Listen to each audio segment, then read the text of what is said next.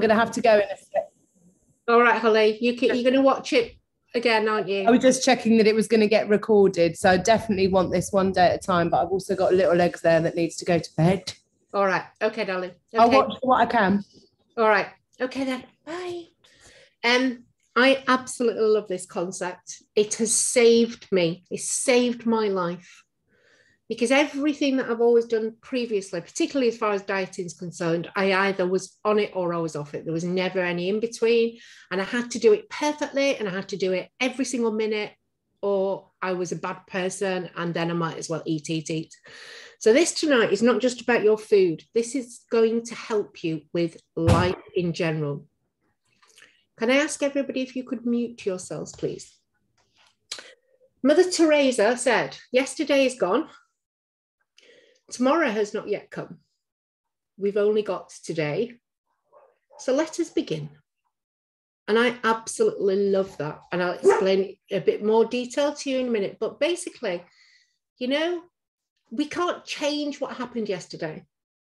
Thinking about it, worrying about it, procrastinate about it will not change it. We can never change what happened yesterday. We can't know what is going to happen tomorrow, because it's not even happened. Whereas at least yesterday is something that did exist. Tomorrow's just a dream. It's just a dream of what we think might happen. So we certainly are not helping ourselves with too much energy thinking about tomorrow. But we've got today. And so many of us spend so much time thinking about the past and the future that the days go by and we've not lived them. So let's think about our food. So I say to you to take one day at a time. I say, just for today, I will be abstinent. Now, abstinent means no sugar, no flour. And if I can do something for 12 hours, that would appall me if I thought I would have to do it for the rest of my life. Because somebody says to me, you can never have sugar and flour again. The concept of thinking that, absolutely, it does appall me. And I don't even want to think about that. And I don't have to think about that. All I have to think about is that I choose not to have sugar and flour today. I can't not have it. I have the choice. It is always my choice, but today I choose not to. And what I do, and what I'd suggest you guys do, is every morning when I wake up, I make a daily commitment to myself and the universe. And it's something like, please, I say the word God just because it's easier, but I don't have a concept of what God is. It's just needed. Please, God, just blinking. And I talk in normal layman's terms, please help me to get through today without this sugar and flour nonsense, because I'm finding it so difficult. I just need a bit of extra help. Thank you. And that's all I say. But I am committing to do my best to not have sugar and flour today. And in the evening, I always, just for a good sleep, say thank you. Thank you for helping me get through today. Now, if I've had sugar and flour, I'll say thank you for helping me do the best I can. Tomorrow, can you give me a bit more help? But whatever way, I am committing to myself in the morning that I am going to do my best, utter best, to have a sugar and flour free day. Because when I've done that, I'm not just on a wing and a prayer. I might do, might not do, see how it goes. Before I've even got out of bed, I'm saying that is my intention for that day. And if I've managed to do it, because you guys know how difficult that can be just to do it for one day sometimes, I just express my gratitude that I managed it. Because I'm not an ungrateful person, I got through it. But remember, you've done the I am powerless exercise. All of you should have done that by now. You know you're powerless. So you need to ask for help and take the help offered to you on a daily basis. And that's what's going to get you through the day. So you've got your support group. All of you got your Food Freedom Forever family. You can ask for help there. You can ask for help as in saying, please help me in that moment. Because alone, You can't do it. You've tried it a million times before. But sometimes a full day is too much. It really is. For really struggling a full day. So some of us, including me, have been taking it 1 hour at a time, not just one day at a time. So looking at the clock and going, it's 7 o'clock. I am just not going to eat any sugar or flour within the next hour. If that's too difficult, 15 minutes at a time, do something else that takes up 15 minutes. And at the end of the 15 minutes, the craving will be gone and say, can I commit for another 15 minutes? Something that switches your brain into planning something other than food. So it might be get a pen and paper and plan, you know, what you're going to be taking on your holidays next year, where you're going to be going when you go out. Anything that puts your brain into planning something other than food.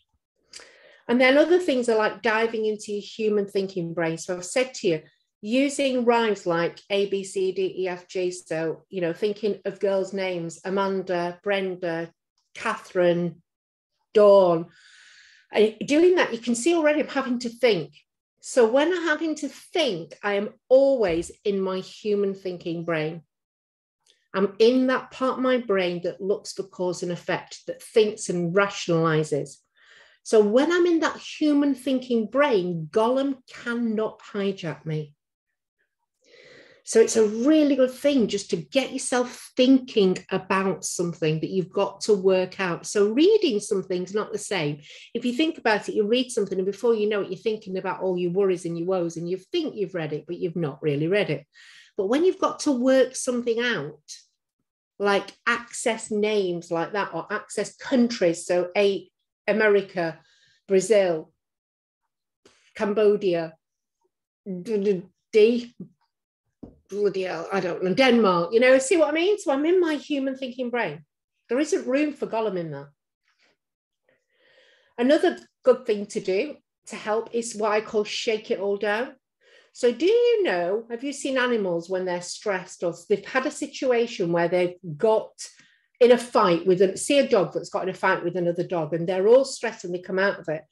They how could I put it, move through that emotional trauma by shaking it all off.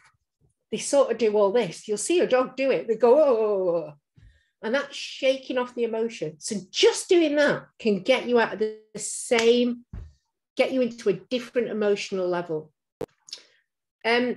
What I have used quite often is I actually think of it when I am feeling that I'm going to give in, that I've got Gollum sat on my shoulder, and I actually turn around, look at him, and I flick him off and go away, you're not welcome.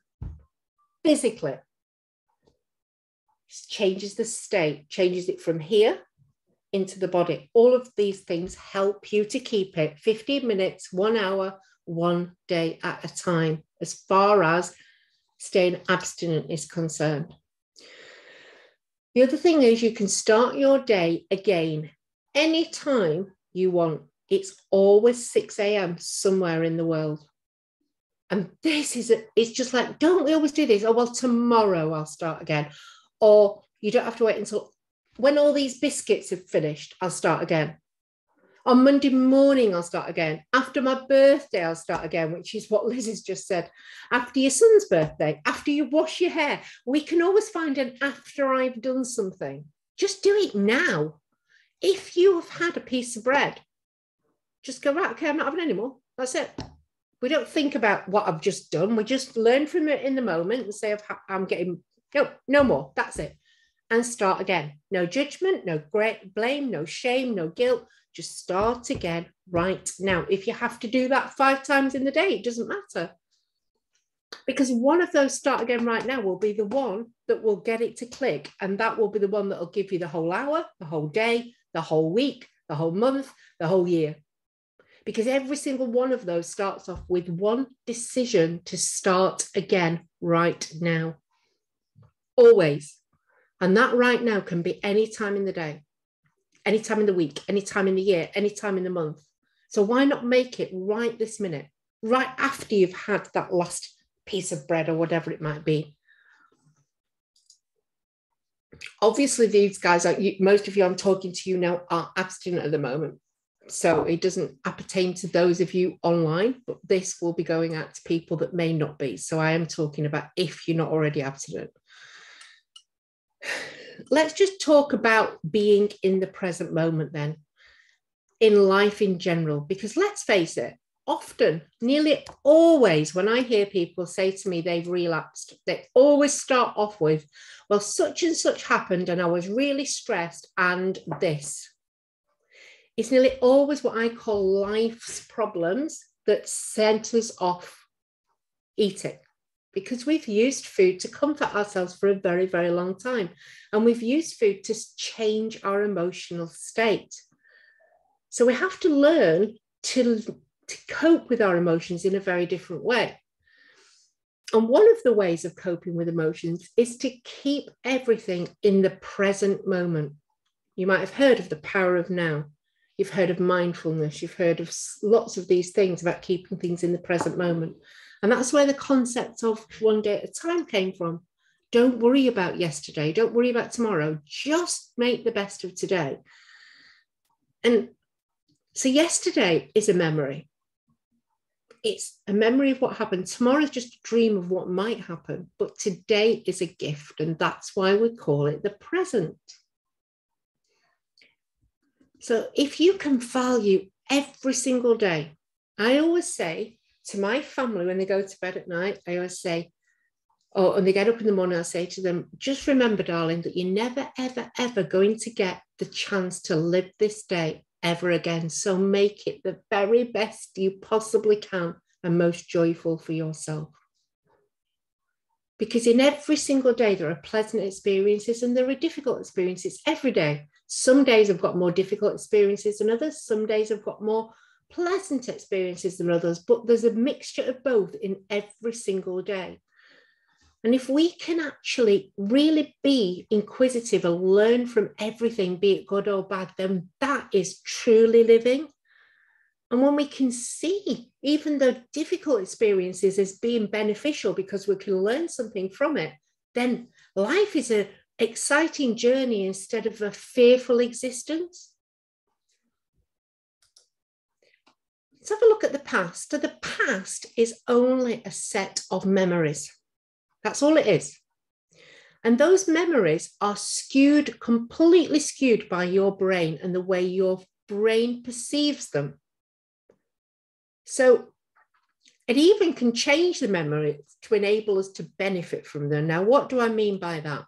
What I mean is you can have a situation in the past that happened and you will see it one way and another person will see it in a completely different way, but it's exactly the same thing. You've been in the same place, you've seen the same thing happen, but because of the way you have been brought up and the way you feel about certain things, you will have a different memory than the other person that stood right next to you. For example, I was with a friend the other day and we were out and a waitress came and put our food on the table, and she came to my left, put my food on the table, picked up my napkin, put my napkin on my lap. She did exactly the same to my other friend, and my other friend said, God, that was far too personal, wasn't it? What's she doing putting my napkin on my lap? I can do that myself. Whereas I said, isn't that really good service? She's just put the napkin on my lap. She put the food in front of me from my left-hand side. What wonderful service. My friend, the same situation, felt that that was far too personal, far too intrusive from her. So her memory about that same situation will be of a negative, whereas mine was a positive, but it's exactly the same situation. And when I say it changes our memories to enable us to benefit from them, how many times have you told yourself stories about the past that you really know are not true? But you'll say it because we will justify our behavior by our memories and change our memories of things. I'll give you an example. I always told everybody for years that I sang with Lisa Stansfield, that I was in Lisa Stansfield backing band. And I went round. All my family thought that I was in Lisa Stansfield's backing band. Even I believed I was in Lisa Stansfield's backing band. It was in my mind. I could see it. It was real. The reality of that situation was that I was in the same choir as Lisa Stansfield at school. Lisa Stansfield did a solo and I did the ooh-ahs behind in the choir. Now, is that a lie or is it not? It's a lie, really, because most people would see me as being in a group of 3 people stood on the stage with a band and, you know, this amazing light show and everything going on, being in Lisa Stansfield's backing band. What they wouldn't see from that is that I was in a choir at school, standing behind her, still backing her. But in my mind, it was okay to say that because I changed that memory to suit myself, to make myself feel bigger, to make myself feel more important. Somebody's not got their mute on. Barbara, is it you? No. Oh, Sarah, Jane, you're all okay now. Okay. So can you see how I changed that memory? It suited me. It suited me to change that memory. But not only did I change it, I believed it. And if I think about that situation, I can see myself in the backing band, not in the choir. I have to remind myself that actually you weren't in a backing band, you were in a choir.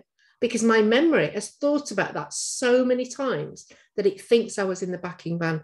So can you see how the past is completely and utterly untrue? Nothing in our past is true. Absolutely nothing. It is only ever how we perceive it, how we see it, and how we interpret it.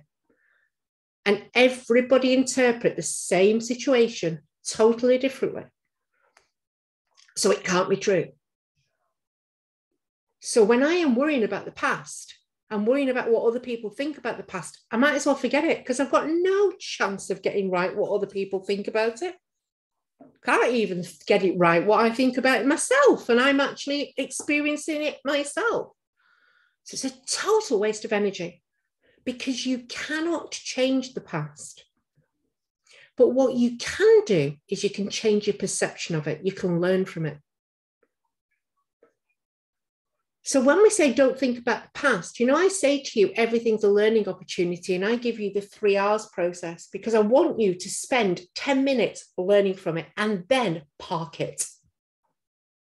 Not spend 10 hours or 10 days or 10 weeks or 10 years worrying about it, just learning from it. Okay, so what can I learn from that to stop that from hurting me again, or to make it better? Or, oh, that was a really good experience. I'll remember that, so I do that next time I'm in this situation.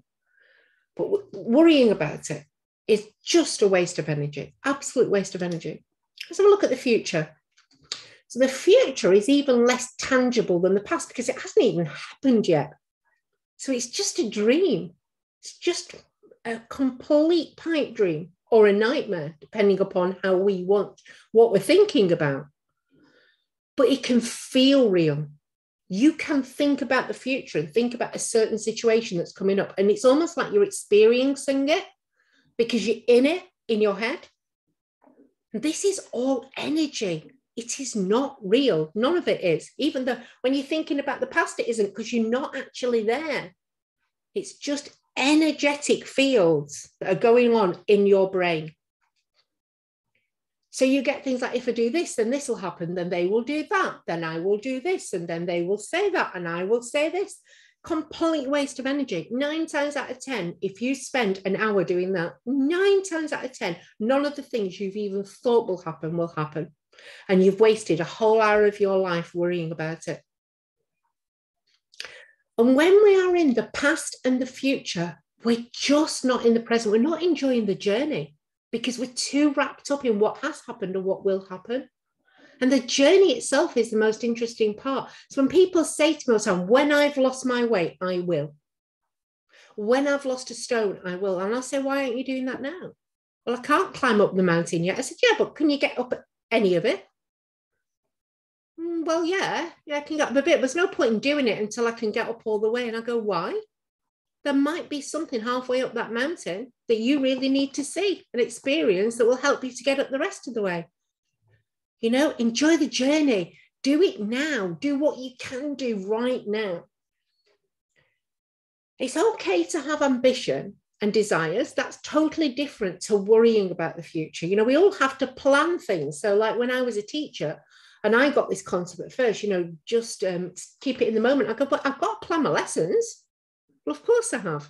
But I have to worry about them and go, well, if Jack at the back of the class is really badly behaved, then I'll do this. And then Rachel will do this. And then what if Rachel does? I don't. I just have to plan my lessons and stay in the moment. So the moment, the present is the biggest gift. And every single time we're worrying about something, we're going to have food. We're thinking, oh God, I need to change my state. I need to go and get food. Just sit there and go, am I okay right now? Right in this minute, am I okay? How have I got a roof over my head? Am I starving? Am I warm? If not, I can get a jumper. Am I too hot? I can take a cloak. You know, am I okay? And usually, nearly always, in the 56 years I've been alive, I am perfectly okay right in this moment. The only thing that's causing me upset is my thoughts about what might happen sometime in the future, be it 5 minutes, 10 minutes, 10 hours, 10 days, 10 months, or, oh shit, that happened in the past. That is what's causing me my upset. Right in this moment, I'm always okay. So instead of trying to overplan and think about the future too much or think about the past, what I try to do in my days, just say, okay, keep it in the day. What happens to me today? And what things come into my life as they come into my life in the day, I will then give them my attention and respond to them in the day. And when I say respond, I mean not react. So it doesn't mean that if something happens, I've got to do something about it there and then, because it might not be appropriate to do that. It might be appropriate to wait a little bit and think about it, because I might do the wrong thing if I do it immediately. But I also don't procrastinate. So if a bill drops through the door, I don't wait until 2 days after the bill's due to pay it. It dropped through the door today. So actually that's what needs my attention today, is to pay that bill. And then I've got the serenity that I've done that in this moment. That's the job I've been given to do today. If an email drops in, it's something that I don't particularly want to do, but I know it needs doing, I do it in the day. That's what gives me the serenity to know at the end of the day, I've cleared my decks, everything that's been given me in the day. And what happens, it's really interesting. If you just respond to what comes into your day, then suddenly the day becomes a week, and a week becomes a month, and a month becomes a year. And all the things that you were worrying about, I'll show you in a minute, just happen themselves. So what I can do, I ask myself, what can I do today to make this day the most enjoyable it can be? And if you concentrate fully on that present moment, will mean you're using your energy to make the best decisions that will then become your future and eventually become your past. But if you're using the energy thinking of what if this will happen, or why did I do that, then you've got less energy to make the best choices for your best life in the present moment. You're then more likely to make inappropriate choices and decisions, because you haven't got enough brain space to think about the right thing to do in the moment. So people ask me, what about fate and karma? How does that work out? Well, these are only my beliefs, okay? Because none of us really know. But these are my beliefs, and they're what's helped me to get through. And if they can help one of you to get through, fine. We all have different beliefs. I'm certainly not saying this is right, but it just might help some of you to get through. We can shape our future by our choices in the present moment. Everything is about cause and effect. If I do this, the chances are that will happen. And we genuinely tend to know which is going to be a better choice than others. So I can shape my future by getting off this phone, going up my snack. My snack can either be apple, cheese and grapes, which is what I planned it to be, or I can go and eat 6 chocolate biscuits. That will shape my future in lots of ways, because I'm likely to be waking up tomorrow craving if I have the chocolate biscuits. I'm likely to be beating myself up. I'm likely to get myself back on a track of complete food addiction. So I can shape my future by my choice right in this moment. But I'm not going to be able to shape my future by excessively thinking about it, the past, or worrying about the future. That's not going to change my future at all. And many people believe that your life is mapped out for you. But we have to just find our way through the map. My experience of when I try to keep things in the day and just respond to things as they come to me, instead of chasing after things and having to fix things now because it's got to be done now. My experience of this is, if I do get it wrong and I make a wrong turn, something will come into my life that will nudge me back in the right direction. So I might get a phone call off somebody who'll tell me something that I'll go, that's the answer. Oh my God, yeah, I should have done that. Right, okay, I'm going to pick the phone up and something. If I am really in the present day, things happen to me that give me the answer. The phone will ring, I'll get an email, I'll hear something on the radio, I will be walking along the street and I'll hear a conversation because I'm in the present moment. I can hear them, I can see these pointers, the signals are always there. It's my belief that the signals telling me what's going to create my best life are always there, if I'm prepared to be aware of them. And when we're in the present moment, we can experience these nudges much quicker, and therefore our journey is much easier, which means that I'm not going to be in as much pain. I don't need to eat as much. And karma, in my belief, is not punishment. We don't get punished for taking the wrong choices.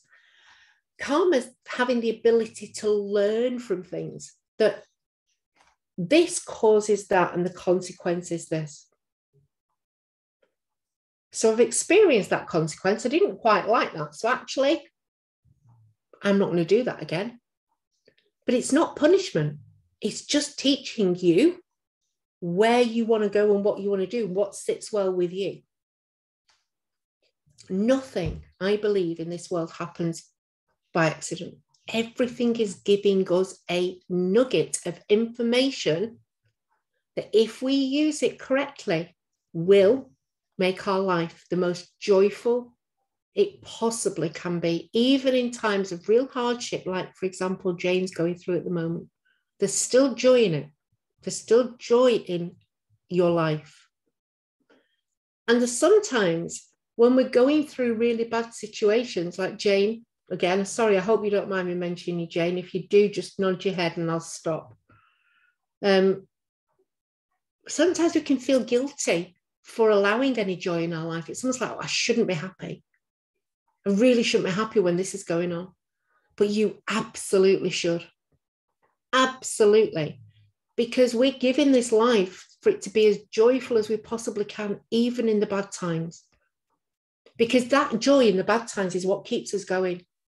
We have to search for the joy in every situation. Because then that smile that it brings to our face is exactly what the other people around us need to see to give them a bit of joy as well. So we should never feel guilty, whatever's happening to anybody else around us, for finding the joy in our own lives. So some ways to stay in the moment. If you're struggling and your brain is on washing machine brain, which, let's face it, most people on this call or watching this have washing machine brains on fast spin some of the time. Some of my best tips are: get away from the phone and the computer, because that is the biggest, oh my God, look at that. I wonder if I can have that dress. I'll have that. Oh my God, look what he said. Look what life they're having. Why can't I have that life? Oh my God, my neighbors have got this. Oh my God, it's just constant. You can't be in the present moment, because everything that you see on things like Facebook is in the past.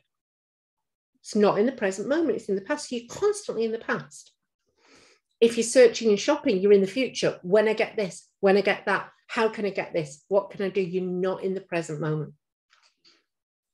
So spending some time away from those devices will really help you to just bring it back into the minute. Because when I'm on the front of the computer on my phone, I can't hear or see anything else that's going on around me. I'm absorbed in that.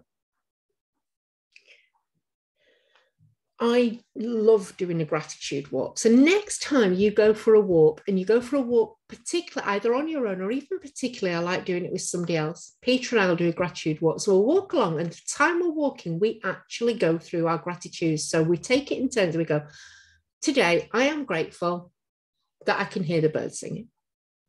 And then Peter will go, today, I am grateful it's not raining. And then I'll say, and then it gets deeper and deeper, and we start saying things like, I'm really grateful that you're here with me. I'm really grateful for your love. I'm really grateful. And it is just the most beautiful experience that brings you into the present moment, because you're thinking about what you're grateful for right then. And your brain can't go off on other things because you're in such a lovely part. Gratitude is joy. You're saying, I'm joyful for something. So if you're doing a gratitude walk, you're not thinking about what's shit in your life. All you're thinking about is what is joyful. And it is so lovely, particularly when you're doing it with another person, because then that tells you that their experience of that present moment is different than yours. So their past memories are going to be different than yours. So it gives you the ability to see that none of it's real. Doing a body scan is another way. You know, just sitting in a chair, particularly if we're anxious, and going, right, okay, can I feel my head? Can I feel my eyes? Can I feel my mouth? Can I feel, you know, going down your body and feeling each part of it tingling, really concentrating on your body and just saying to yourself, where am I feeling this anxiety? Where is it coming from? And we might do one of those in a minute.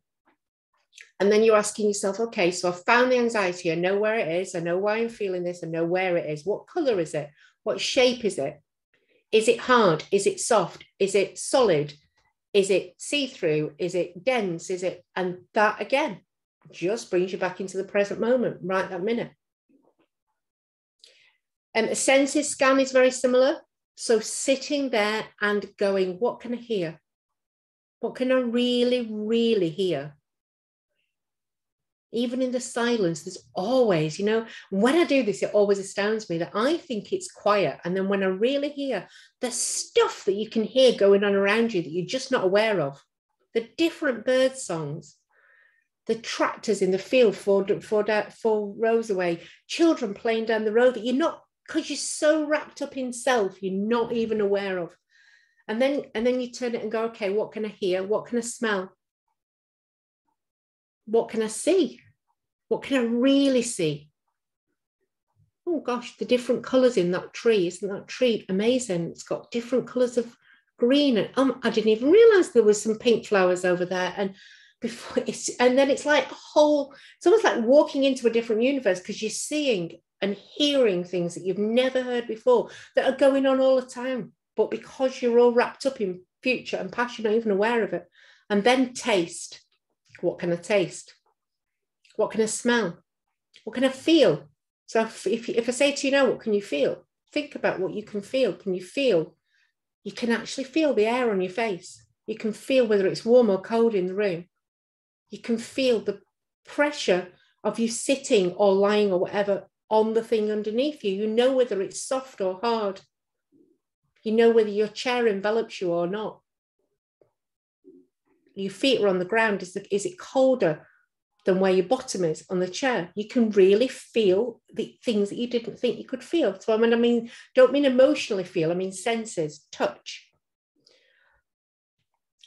Doing a light shower. Now, I've done that with a few of you before, where I say to you, shut your eyes and think of this white shining light going through your body, and it goes through every single cell. It gets rid of any negative emotions. All of the negativity goes out through the bottom of your feet, and all of the positivity comes through this white sparkling shower of light that goes right through every cell in your body. I've done that with you before.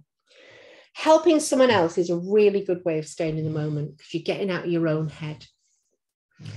And this creating a God box, I loved this. When I was in early recovery, this really saved me, because I used to worry about everything. Oh my God, but what if that such and such is coming for the weekend? And what if they don't like this? And do they like that food? And where they're going to sleep? And where we're going to go? And what, you know, and I used to Or I'd worry about a job interview that I was going to. Did I say the right thing? Whatever it might be that I was worrying about. And this concept of a God box, and you can call it God, universe, aliens from Mars, nature, witches, wizards, it really doesn't matter. But it's something that's more powerful than we are, that we're just not aware of. And none of us can deny that we are the most powerful thing in this universe, because all we have to do is look at the sun and the amount of energy that's in that. I'm certainly not got as much energy and power in me as the sun. So that's all we have to think about, is something that is more powerful than we are. And having that knowledge that I've said to you, that everything is not real. What I believe is bullshit. It's lies. It's not true. And when we can think like that, then we've got an opportunity to actually tap into the universal energy to help us with our life.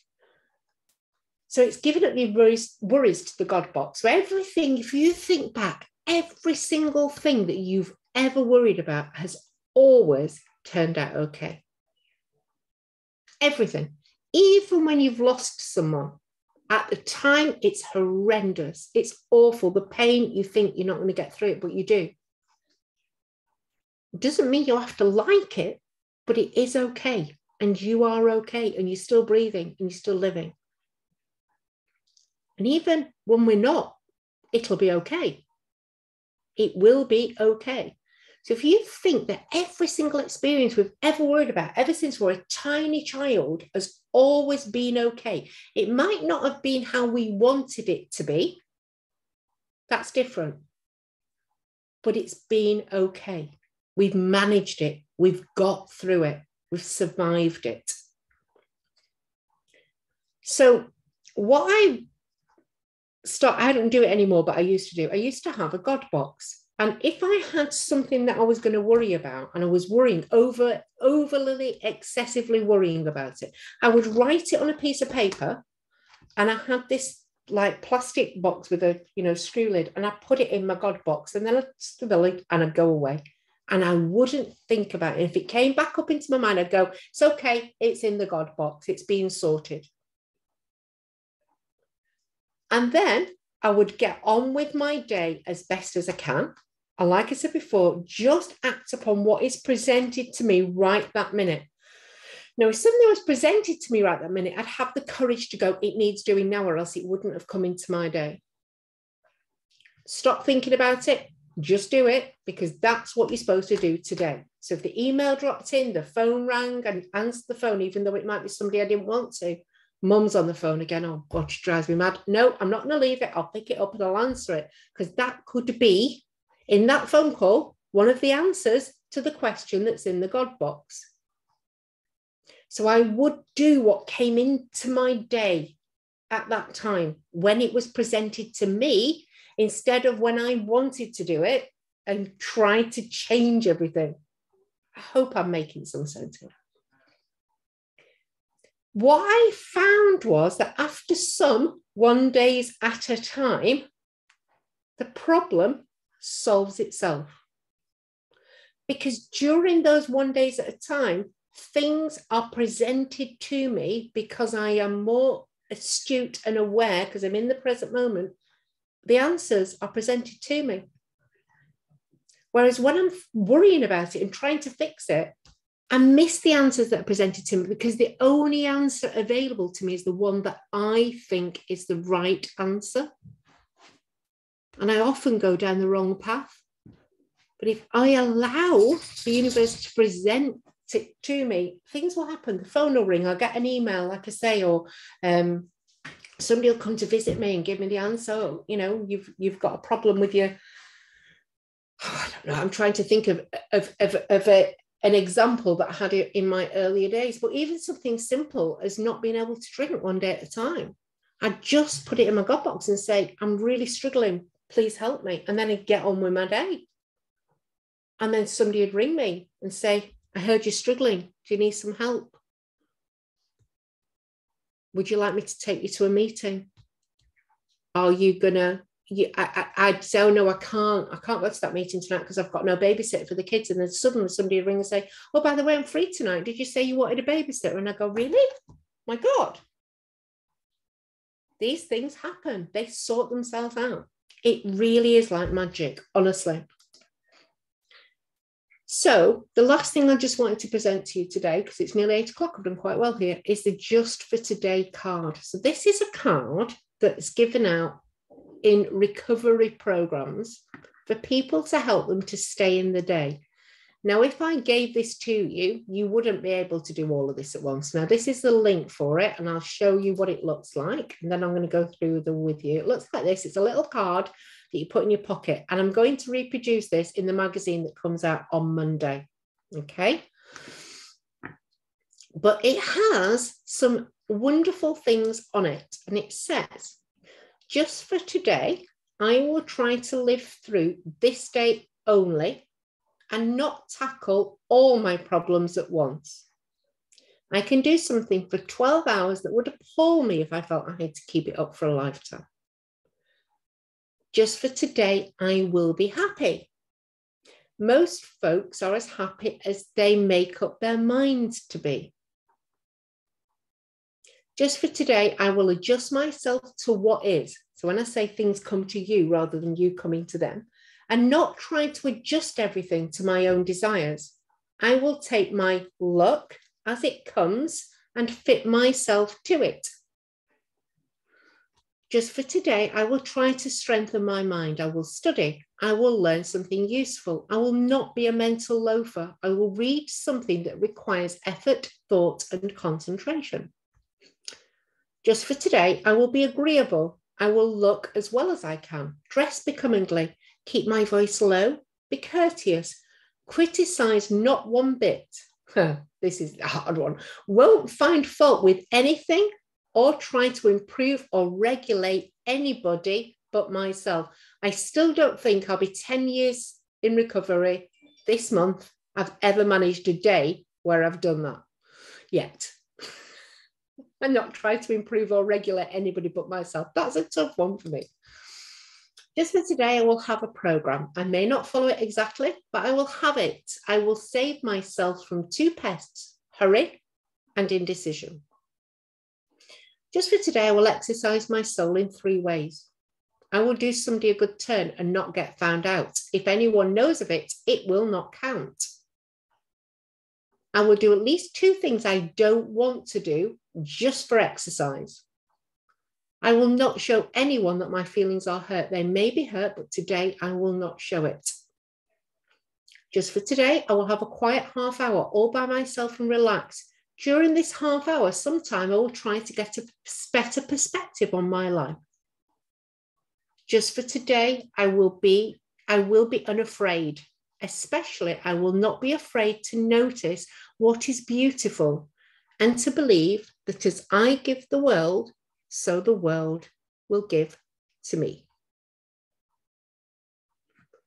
So what I would like you guys to do for the next week, my challenge to you guys is every day from Monday, when the magazine goes out, I'll probably put it out on Sunday night, is I want you to go to this place or in the magazine where the Just for Today card or the Just for Today things are written down and choose one thing each day that you are going to do just for today from that card and commit it to the group. Just one thing. So you're going to choose one of these things, any of those, and try to change it each day, because some of them will be easier for some of you than others. So you might start off with, I'm going to be happy. And then you might say, I'm going to read something to strengthen my mind. That's easy for me because I do that every day. So that's too easy for me. So I rarely choose that one because I know that I just do that as a matter of course. You know, and this wants to challenge us a bit. It's to keep us in the day. It's to help us to live our life on life's terms. So that is my challenge to you guys for the next week. Okay, I'm going to stop sharing and I'm going to stop recording. Where are we? Stop recording.